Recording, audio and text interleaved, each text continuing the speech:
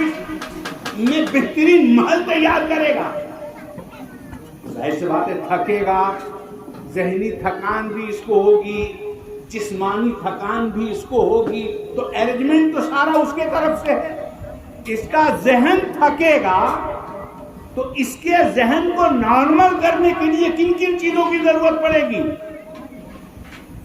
خوب تھک کے آیا تو بیوی کا چہرہ سامنے اللہ تبارک و تعالی نے لا کے رکھ دیا، جیسے ہی بیوی کے چہرے کو شوہر نے دیکھا تو اس کی آدھی تھکان دور ہو گئی۔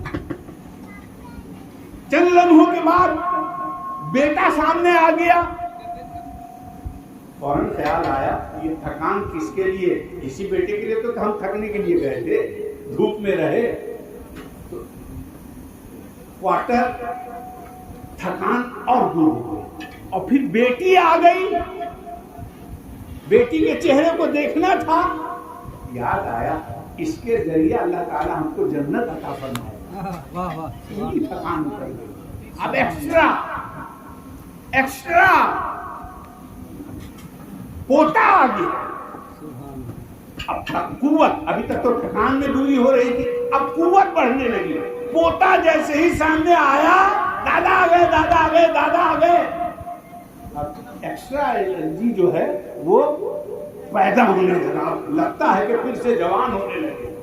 پوتی آئی اور ایکسٹرا انرجی مل گئی، نواسی آ گئی اور ایکسٹرا۔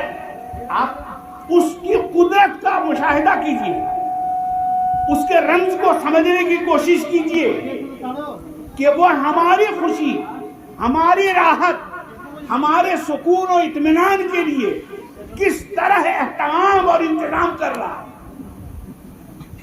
اچھا، اللہ تعالیٰ اتنی ہی زمین بنا دیتا جتنے میں آپ کا مکان بنتا ہے تو آپ کو اچھا لگتا نہ؟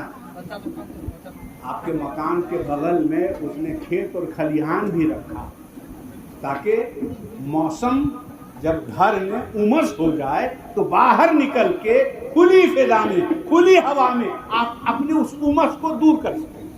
چلیے، اتنا ہی نہیں، تھوڑا سا اور آگے اس نے جنگل بنا دیا۔ وہاں آپ کبھی کبھی جنگل میں چلے گئے گرمی کے موسم میں تو وہ ٹھنڈی ہوا کہ دل بابا نہیں یار، ٹھہر تھوڑی دیر اور رک جاؤ، گھر چلیں گے، تھوڑی دیر اور رک جاؤ، دیکھ لو کتنا سہانا موسم ہے، کیسی ٹھنڈی ٹھنڈی ہوائیں چل رہی ہیں۔ آپ اس کا اہتمام دیکھیے، اس کی دل جوئی دیکھیے۔ دل جوئی آدمی کیوں کرتا ہے؟ دل جوئی اس لیے کرتا ہے تاکہ اگلا خوش ہو جائے، اور جب اگلا خوش ہو جائے گا، خوش ہونے سے کیا ہوتا ہے؟ اعتماد بڑھتا ہے، بھروسہ بڑھتا ہے۔ آپ ہم سے خوش ہیں، چاہے جس حیثیت سے صحیح، چاہے جیسے بھی صحیح، جب آپ ہم سے خوش ہیں تو آپ کا اعتماد ہم پر بڑھے گا، آپ کا بھروسہ ہم پہ رہے گا، آپ کی قربت بڑھے گی، اور آپ کا دل کہے گا کہ اگر کبھی ان سے کوئی ضرورت پڑی اور ہم منہ کھول دیں گے تو یہ انکار نہیں کریں۔ یہ اعتماد بنتا ہے نا۔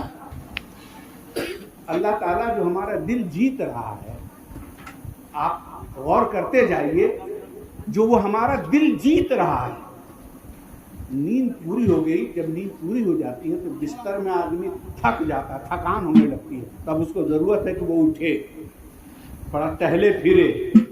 وہ منہ جو رات بھر بند رہا، ابھی برش کی اور دتون کی بات یہ کر رہے تھے، منہ کو فریش کرنے کی ضرورت پڑتی ہے، تو دتون سے چاہے برش سے جیسے بھی آپ نے جب اپنے منہ کو فریش کر لیا پھر نہا لیے، آپ ایک دم فلی فریش ہیں۔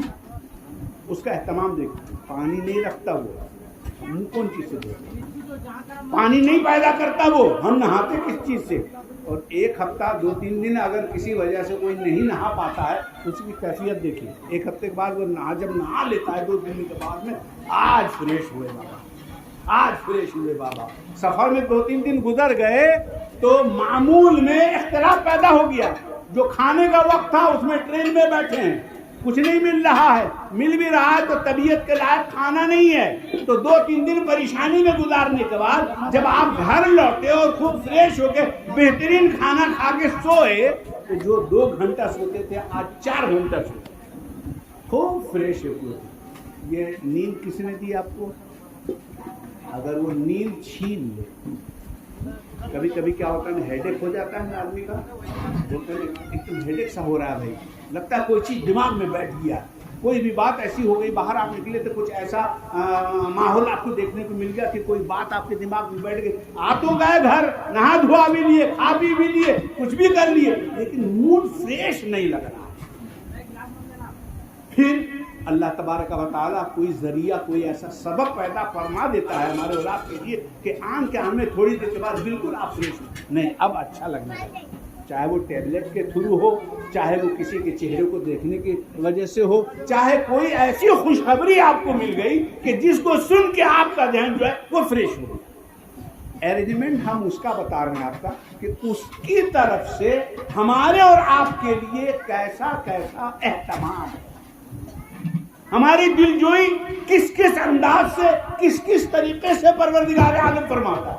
یہ تو بات ہو رہی ہے جسمانی اعتبار سے، جسم کو تندرست و توانا اور جسم کو راحت پہنچانے والی جو چیزیں ہیں، جو اہتمام ہے، جو پروردگار عالم کی طرف سے ہے، یہ ہم ابھی اس کا تذکرہ کر رہے ہیں۔ لیکن سب یہ جانتے ہیں کہ آدمی متصف ہے جسم اور روح کے اتصال سے۔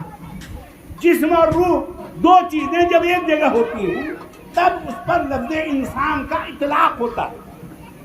اگر ایک چیز کو الگ کر دیجئے، اگر روح کو الگ کر دیجئے تو روح پر لفظ انسان کا اطلاق نہیں ہوگا۔ جسم کو الگ کر دیجئے روح سے تو اس پر بھی، جسم پر بھی لفظ انسان کا اطلاق نہیں ہوگا، درا حال کہ یہ دونوں چیزیں آپس میں ایک دوسرے سے مل جائیں، یعنی جسم اور روح دونوں مل جائیں۔ تو ابھی تک تو ابھی جو دل جوئی کی باتیں ہو رہی تھی یہ سبزہ زار، اور پھر دیکھیں ماشاءاللہ جناب توحید صاحب نے تو ایسا چھت بنایا ہے کہ یہاں سے یہ ترپال اگر ہٹا دیا جائے تو ایسا نظارہ، ادھر سے دیکھ لیجئے، ادھر پیچھے کی اس کی طرف ادھر سے دیکھ لیجئے تو قبرستان کی طرف ادھر اور دیکھ لیجئے، یعنی ایسا نظارہ ہے کہ آدمی جیسے ہی یہ اندر نیچے تھکیں گے نا، ناتی پوتا لوگ جب تھکا دے گا ان کو نیچے، کوئی سا اوپر کچھ لگا خالی بیٹھ جائیں گے تو طبیعت ان کی باق باق ہو جائے گی۔ یہ سارا اہتمام اللہ کی طرف سے، دونوں چیزیں لکھا ہے، وہاں رہے، وہاں کا ماحول کلائمیٹ اللہ تعالیٰ نے الگ سے دیا، اب 60 سال 61 سال وہاں کا کلائمیٹ یوز کیے ہو، اب 61 کے بعد ہم تم کو دوسرا ماحول دے رہے ہیں جو تھوڑا سا اور کشادہ ہوگا، کھلا ہوا ہوگا، آؤ۔ ہو سکتا ہے کہ عمر کی وجہ سے تمہارے دل و دماغ میں، ذہن میں کچھ پراگندگیاں بھر گئی، اب کھلی فضا میں ہم تم کو ٹھہرا رہے ہیں، یہاں آؤ اور ہماری قدرت کا نظارہ کرو اور اس پر غور کرو، تدبر کرو۔ وہ اللہ جس نے ہم کو وہاں رکھا تھا وہی اللہ ہے جس نے ہم کو یہاں لا کے رکھا۔ وہاں جس مکان میں رہتے تھے اس کے مناسبت سے اس مکان کو اللہ تعالیٰ نے اور وسیع کیا۔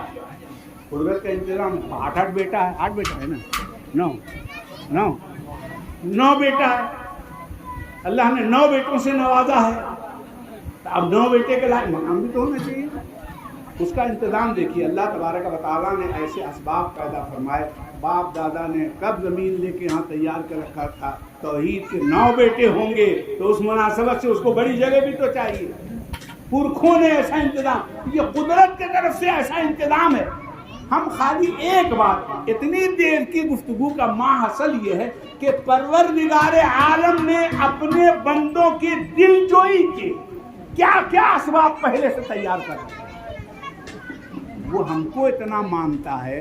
تو اب سوال یہ پیدا ہونا چاہیے، اب یہ سوال پیدا ہوتا ہے کہ تالی دونوں ہاتھ سے بجتی ہے۔ اس نے تو اتنا اہتمام کیا، اہتمام جو عام ہے، عام اہتمام، ایک وہ اہتمام جو خاص آپ کے لیے ہے۔ بھائی عام اہتمام یہ ہے کہ سورج ہے، سب لوگ اس سے بینیفٹ لیں گے، سب لوگ اس سے فائدہ اٹھائیں گے، سب لوگ اس کی روشنی اور اس کی گرمی سے فائدہ اٹھائیں گے۔ چاند ہے، اس کی بینی بینی چاندنی سے سب لوگ لطف اندوز ہوں گے، یہ تو عام بات ہو گئی۔ یہ آسمان ہے، یہاں سے بارش برسے گا تو اس سے سارے لوگ مستفید و فیض یاب ہوں گے۔ لیکن ان چیزوں کی طرف جو خاص اللہ نے آپ کو عنایت کی، مثلا 9 بیٹے، یہ توحید صاحب کے ہیں، اس پہ کوئی دوسرا دعویٰ نہیں کر سکتا۔ یہ مکان جس میں ابھی آئے ہیں یا آنے والے ہیں، پھر وہ مکان جس میں وہ رہتے تھے، सकते किसी को। मतलब آپ کے لیے خصوصی جو پروردگار عالم کا اہتمام ہے، آپ کے دل جوئی کے لیے اللہ تبارک و تعالیٰ نے جو چیزیں آپ کو دی ہیں، اس پہ بھی غور و فکر کرنا پڑے گا۔ مطلب جو عام چیزیں ہیں، جو عام مسلمانوں کے لیے ہیں، وہ تو آپ کو کرنا ہی ہے۔ جو عام فائدے کی چیزیں ہیں اس میں سے آپ بھی فائدہ اٹھاتے ہیں۔ مثلا سورج کی گرمی سے سارے لوگ فائدہ اٹھا رہے ہیں، تو انسان بھی فائدہ اٹھا رہے ہیں۔ چاند کی بھینی بھینی چاندنی سے سب لوگ فائدہ اٹھاتے ہیں، یہ بھی اٹھا رہے ہیں۔ ایسے ہی وہ عام چیزیں جو ساری دنیا کے مسلمان کرتے ہیں، وہ تو آپ کو کرنا ہی ہے۔ پرسنلی بھی آپ کو کچھ کرنا ہے، کیونکہ عام چیزوں کے علاوہ خاص چیزیں بھی اس نے آپ کے لیے پیدا فرمائی۔ آپ کو 9 بیٹے کی خوشیاں پروردگار عالم نے عنایت فرمائی۔ یہ آپ کا پرسنل عنایت پروردگار عالم کی طرف۔ آپ کو ایسی صحت بخشی کہ ریٹائرمنٹ کے بعد بھی سیڑھی سے چڑھ کے آپ اوپر آ رہے ہیں۔ یہ آپ کے طرف خاص عنایت پروردگار عالم کی۔ کوئی چیز مناہی نہیں ہوئی ابھی کھانے کے لیے، یہ اللہ تعالیٰ کی طرف سے خاص عنایت آپ کے لیے۔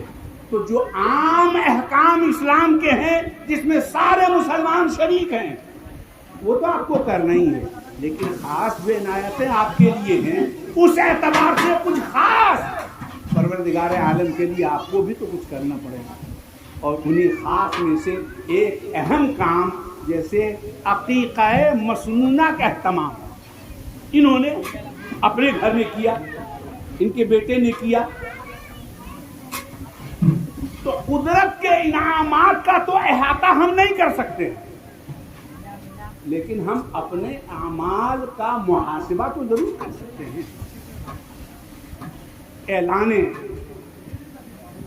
قرآن ہے، ان الدین عند اللہ الاسلام، نہیں ہے اللہ تبارک و تعالیٰ کے نزدیک کوئی دین مگر دین اسلام۔ اب اسلام کے جو مطالبات ہیں، ہم کلمہ پڑھ کے مسلمان ہوئے، ہمارے ساتھ کلمے کے کیا کیا مطالبات ہیں، ہم مسلمان ہوئے، مسلمان کہلائے، اسلام کا ہم سے کیا کیا مطالبہ ہے، شریعت مطہرہ کا ہم سے کیا مطالبہ ہے، وقت صبح کا ہم سے کیا مطالبہ ہے، دن کی روشنی میں شریعت مطہرہ کا ہم سے کیا مطالبہ ہے، رات کی تاریکی میں شریعت مطہرہ ہم سے کیا کیا مطالبات کرتی ہیں۔ یہ سب کچھ فکر کی ضرورت ہے۔ ایک مسلمان بے فکرہ زندگی گزارے یہ تو عجیب ہے۔ اور قومی زندگی جی رہی ہیں، ایک مسلمان بھی ویسے جی رہا، کھا رہا، پی رہا، سو رہا، جاگ رہا۔ یہ فرق، اس میں فرق ہونا چاہیے اس کی سوچ میں۔ اور ہم اکثر کہا کرتے ہیں کہ آدمی اپنی سوچ سے بلند ہوتا ہے، ہائٹ سے بلند نہیں ہوتا۔ کوئی 7 فٹ کا ہو گیا اور کوئی 5.5 فٹ کا، 2 آدمی ہو، ایک 5.5 فٹ کا، ایک 7 فٹ کا، تو یہ دونوں میں بلند کون کہلائے گا، کون بلند ہوگا؟ تو سبھی کہیں گے کہ جس کی سوچ بلند ہوگی وہی انسان بلند ہوگا۔ ہائٹ سے، لمبائی سے کوئی بلند نہیں ہو جاتا، سوچ اگر بلند ہے تو وہ انسان بلند ہوگا۔ اور سوچنے والوں نے جب سوچا اور دیکھا تو انہیں پتا چلا کہ انسان ادھورا ہے، انسان ناقص ہے، انسان کمزور ہے، انسان معیوب ہے۔ اس وقت تک جب تک کہ اس انسان کا رشتہ اللہ اس کے رسول کے ساتھ جڑ گیا، اگر یہ رشتہ ہے عبد و معبود مستحکم ہے، تو پھر وہ انسان کامیاب ہے، یعنی مکمل ہے۔ اور اگر خدا رسول سے رشتہ نہیں جڑا تو پھر وہ ناقص ہے، وہ نامکمل ہے۔ پروردگار عالم نے ہم کو مکمل، ایسے تو ہم کو پیدا اسی نے کیا، ہم جہاں وہاں تھے اس نے دیکھا نہیں۔ اچھا، اللہ اگر چاہتا تو ہم کو پیدا نہیں کرتا اور